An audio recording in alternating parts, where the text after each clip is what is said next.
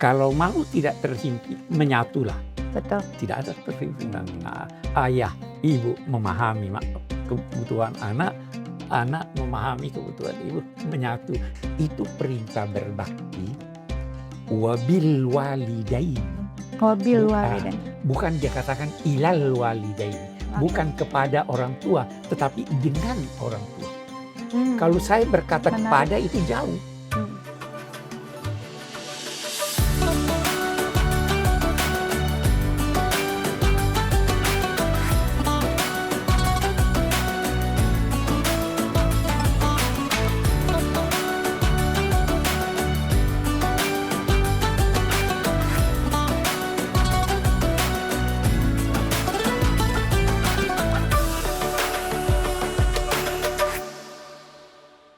Assalamualaikum warahmatullahi wabarakatuh.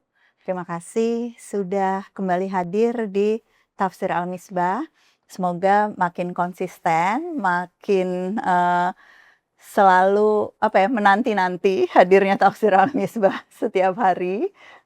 Dan semoga pertanyaan-pertanyaan teman-teman sebagian sudah kami jawab di episode-episode sebelumnya. Nah, tapi hari ini ada salah satu pertanyaan utama juga teman-teman, banyak sekali direct message ke saya, ke Abi Quraish yang mengemukakan masalah yang berkait dengan sandwich generation. Sandwich generation to be jadi generasi yang kejepit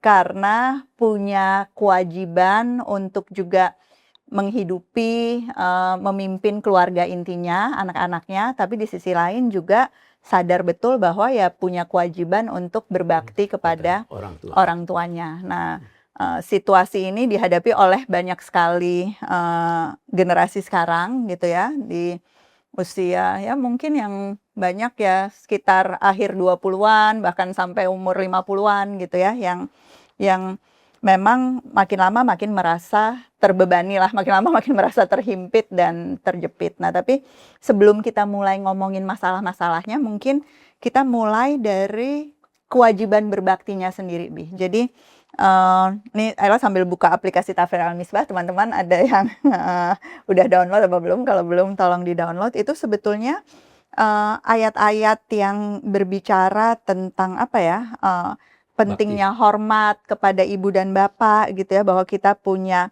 amanah untuk, nih ada bukunya Abi juga, Birrul Walidain, itu cukup banyak ya, Bi, boleh nggak dijelasin dulu dari aspek itu? Iya, baik. Bismillahirrahmanirrahim. Yang pertama dulu, salah satu hal yang disepakati oleh umat manusia sepanjang masa sejak manusia dikenal mempunyai anak sampai sekarang dan akan datang, disepakati bahwa anak harus hormat pada orang tua. Ya kan, itu prinsip. Nah, tetapi penghormatan ini bisa bermacam-macam dan biasa dipengaruhi oleh kondisi sosial dan kondisi anak dan bapak itu sendiri. Betul. Itu satu. Kita bergegas berkata, pernah suatu ketika ada seorang anak datang kepada Nabi. Dia berkata, orang tua saya minta duit terus pada saya. Mengeluh jadi? Ya, mengeluh dia. Bagaimana itu wahai Nabi? Nanti ada lagi juga seorang perempuan mengeluh pada istri Nabi Aisyah. Istri saya memaksa saya, ayah saya memaksa saya kawin dengan orang yang saya tidak sukai.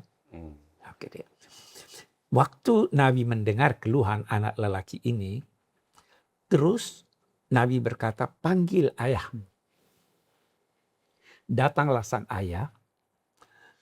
Dalam perjalanan, dia bayangkan apa yang harus dia jawab pada Nabi. Maka Nabi berkata, apa yang terjadi? Orang tuanya mengeluh pada Nabi. Wahai Nabi, waktu kecil aku timang-timang dia. Waktu dia sakit, saya yang tidak bisa tidur. Saya terus jaga dia. Waktu sekarang saya tua, dia tidak mau beri saya sesuatu. Nabi terus menjawab apa? Anta wa maluka li abi. Engkau dan hartamu milik ayah. Ucapan Nabi ini bukan berarti ketetapan hukum. Itu ulama sepakat. Anak perlu memberikan ayahnya sebagian uangnya kalau ayahnya butuh dan dia berkelebihan. Jadi harus melihat konteks dua-duanya ya. Ya, kalau ayahnya meminta sesuatu dan memaksakan anaknya memberi uang untuk dia berikan pada orang lain, sang anak tidak wajib untuk memberi. Ya, Pak. Jadi jangan lantas berkata bakti itu ikut semua. Anak punya hak. Apalagi kalau sang anak mempunyai kewajiban terhadap anak-anak dan keluarganya. Ini satu. Begitu juga anak perempuan itu tadi. Saya mau ayah saya paksa saya kawin dengan satu orang dari anak paman saya supaya ini dan ini. Kata Nabi, tidak. Jadi sebenarnya jangan pernah dianggap bakti yang dituntut agama itu harus berakibat merugikan dan mencabut hak-hak asasi anak itu. Ini prinsipnya seperti itu. Nanti kurang atau lebih bakti berini dan sebagainya, itu dalam kondisi kehidupan sehari-hari bisa disesuaikan. Tapi itu prinsipnya seperti itu. Ya, jadi nggak berarti mengikuti semuanya, melihat konteks masing-masing. Dan tadi sebetulnya Abi sempat bilang belum selesai nih, ragam baktinya juga sebetulnya beragam ya, bukan cuma secara finansial gitu sebetulnya. Jadi yang memang nggak punya kelapangan atau kelebihan untuk memberikan sesuatu secara finansial tuh banyak cara juga banyak gitu sekali untuk berbakti. banyak sekali. Berkunjung ke rumah orang tua itu sudah suatu. Abi sekarang ini kalau dikunjungi, apalagi cucu. Kalau Abi kan tiap hari dikunjungi sama Ella. Nggak, tapi kita kasus ini istimewa karena tinggalnya semuanya, alhamdulillah itu salah satu kemewahan, tinggalnya semuanya berdekatan. Cuma ini anaknya Ella nih di Singapura, Tufat berbakti, nggak sering pulang, alhamdulillah. Nah ini, jadi bentuk bakti itu beragam. Memberi nafkah, mengunjungi. Ada satu hal yang Abi mau tambahkan, kalau kita lihat dari Al-Quran. Itu perintah berbakti, wabil walidaini. Bukan dia katakan ilal walidaini. Bukan kepada orang tua, tetapi dengan orang tua. Kalau saya berkata kepada itu jauh. Saya berangkat dari Jakarta ke Solo, jauh. Tapi kalau dengan orang tua, Anda berdempet dengannya. Sehingga ayahmu tidak perlu, ibumu tidak perlu mengeluh tentang kekurangannya. Engkau lihat dia kekurangan, engkau tambah. Ayahmu karena dekat pada kamu juga merasa bahwa kamu butuh, dia akan berkorban. Jadi kedekatan itu diperlukan, bukan jauh. Dan dengan kata lain, kalau dia nggak bilang kepada, itu seolah-olah bukan satu arah kan, bukan kita itu pada saat kita berbakti pada orang tua kita memberikan sesuatu kepada orang tua, tapi sebetulnya ada saling memberi karena ada saling membutuhkan, karena ada berdekatan. Kalau kepada jauh dia, belum tentu dia dekat pada saya. Dan dengan kata lain kalau bersama itu berarti pada saat kita memberi kita menerima juga, gitu sebetulnya. Pada saat kita berbakti sebetulnya kita sedang melakukan sesuatu ya bukan buat orang tua kita, tetapi buat diri kita. Itu sendiri sebabnya juga. dalam pandangan ulama-ulama Islam, menitipkan orang tua di panti jompo itu tidak benar. Karena itu menjauh. Tapi di satu sisi ya, yang aku dengar nih teman-teman dari cerita, kadang-kadang juga sekarang kalau di generasi Ella nih, banyak juga orang tua yang justru bilang, nggak apa-apa deh aku di panti jompo aja. Supaya aku nggak ngeberatin anak-anakku. Itu atas kerelaan. Atas kerelaan. Nah, tapi di sisi lain, kadang-kadang kalau Ella nggak tahu nih, jawabannya benar apa, Ella suka bilang, nggak apa-apa. Bahwa kita punya ekspektasi, bahwa anak tuh ngurusin kita dan sebagainya, itu ya siklus kehidupan. Dan orang tua nggak perlu merasa bersalah untuk kemudian bilang sama anaknya, saya butuh loh, saya mau dikunjungi, saya kepingin kita lebih sering bersama-sama dan sebagainya. Itu bukan ngeberatin anak, bener nggak, Bi? Tidak, karena mestinya orang tua juga tidak memaksakan anak itu datang apabila dia punya bisnis, apabila dia punya ini. Jadi saling pengertian itu perlu. Betul. Dan itu mulainya dari koneksi yang kuat, Iya. hubungan yang baik tadi, kebersamaan tadi sih Iya. yang menurut Ella tuh jadi kata kunci banget Kata dari kunci. bagaimana Islam itu sebetulnya melihat hubungan anak dengan orang tua dari masa ke masa gitu ya. Betul, Sebetulnya bukan betul. cuma di periode saat anaknya kecil dan orang tuanya dewasa, tapi di periode saat anaknya dewasa dan orang tuanya semakin menua, Iya, kira-kira gitu. betul, iya.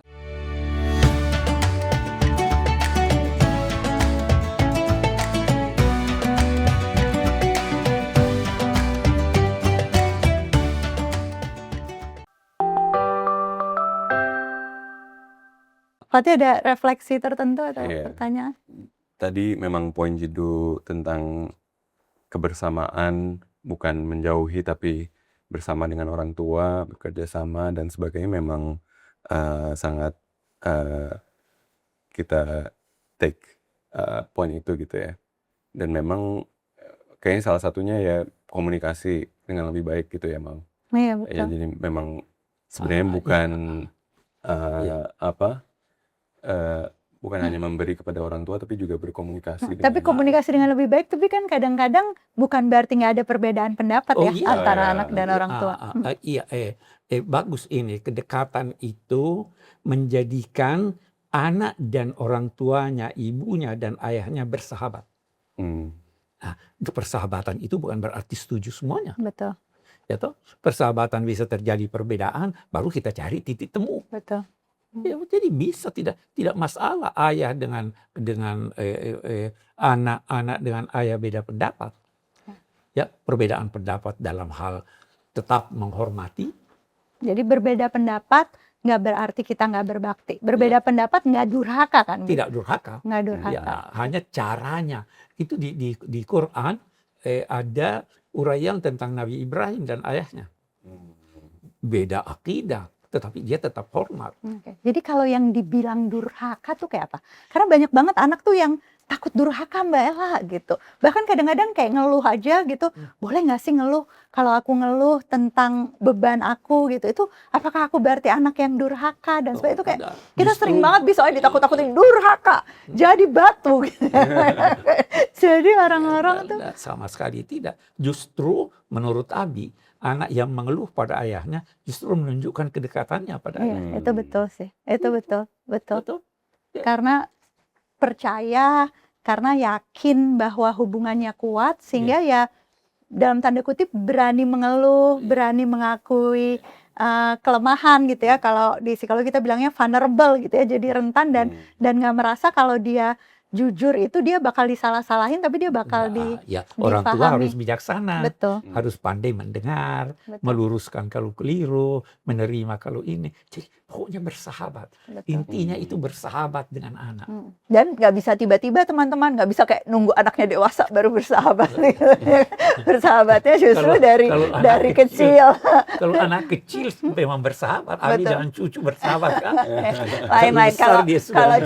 kalau cucu itu apa ya, jenis hubungannya agak beda, apalagi kalau cicit nanti gimana gimana Fatih, ada pengalaman nggak atau cerita dari teman-teman gitu soal Iya, mereka memang banyak ya yang komplain soal ini gimana bisa care for their parents tapi juga care for their emerging family juga. Itu jadi pertanyaan banyak orang dan memang sangat pressing issue, apalagi dengan harga cost of living terus meningkat gitu ya.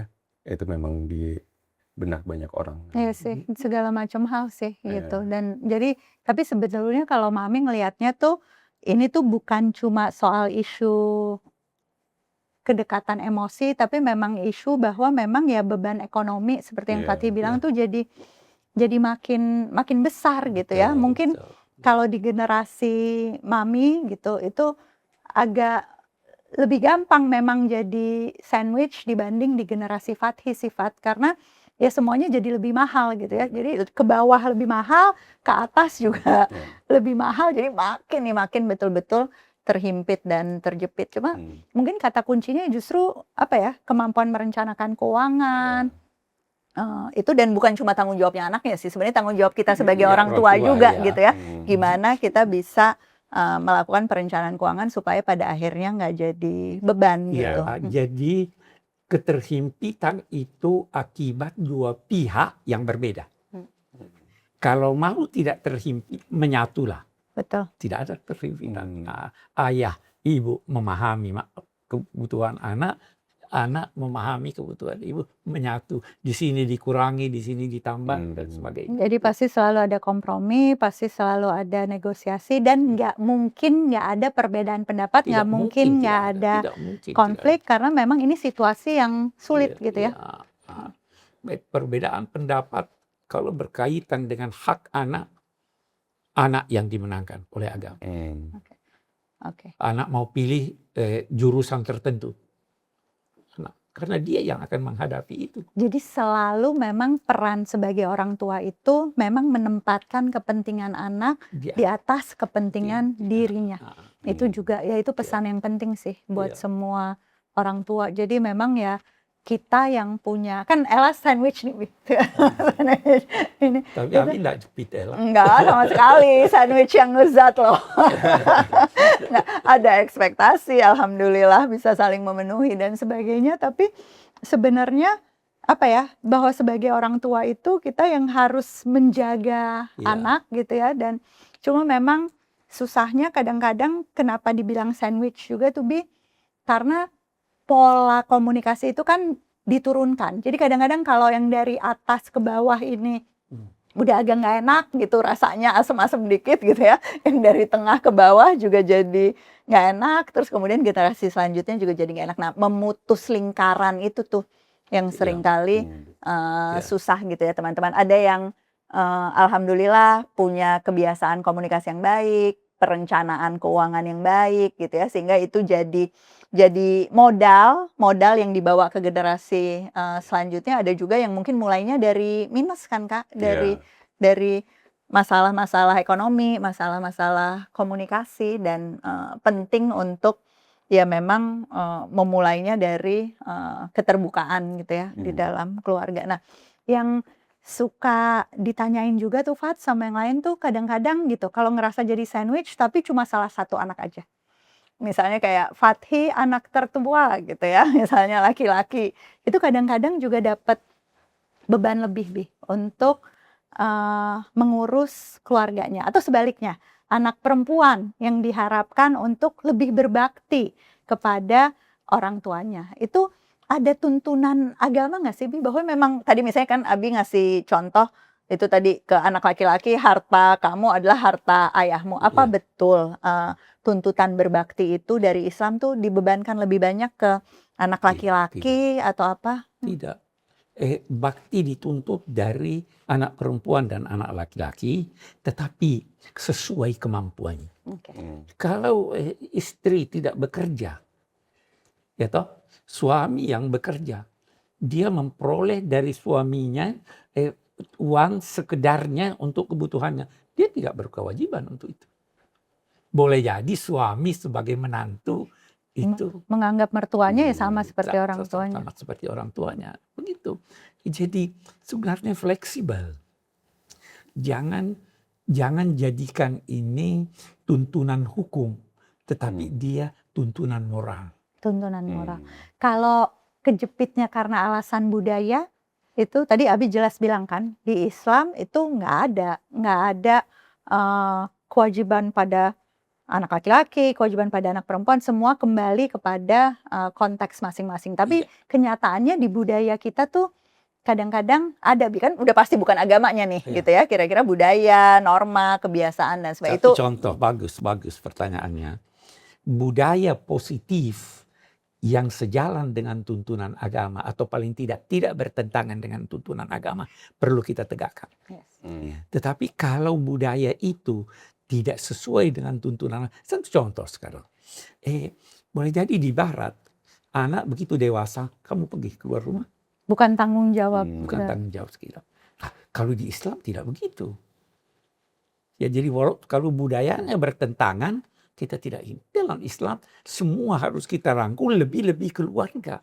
Itu sebabnya ada istilah usrah, keluarga besar. Kalau di sana sudah bukan keluarga itu, kamu sudah 18 tahun bebas, tidak.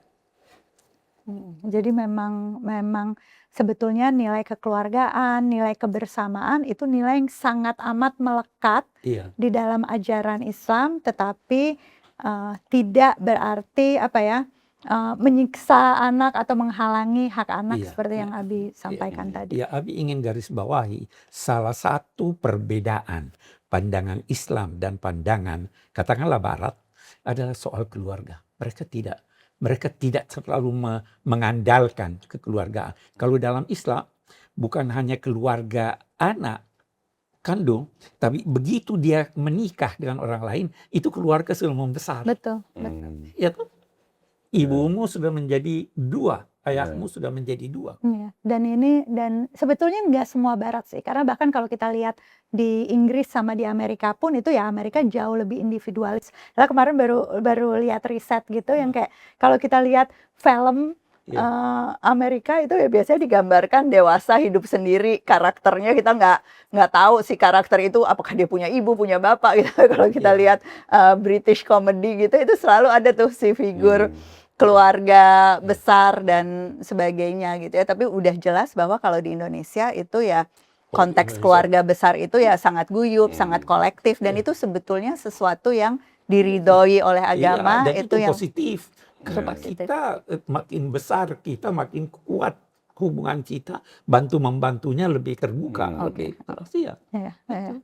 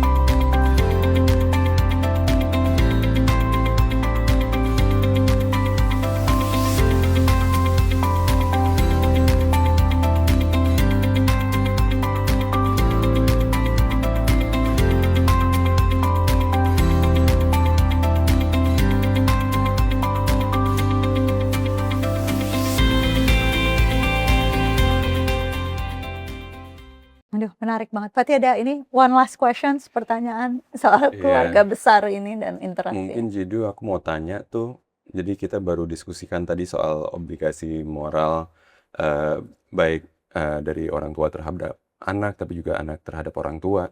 Bagaimana obligasi itu berubah ketika mungkin salah satu orang tua atau mertua kita yang non-muslim misalnya? Apakah obligasi itu sama atau bagaimana ya Jidu? Itu ada ayat Al-Quran yang tegas itu.